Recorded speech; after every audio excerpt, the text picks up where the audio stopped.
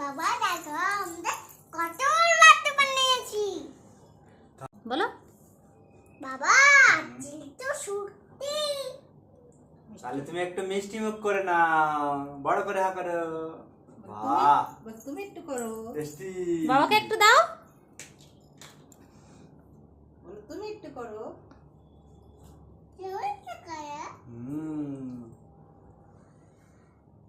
বাহ, খুব সুন্দর।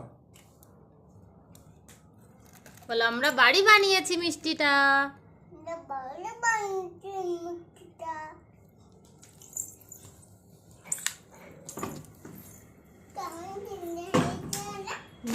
কেমন দেখতে হয়েছে? সুন্দর।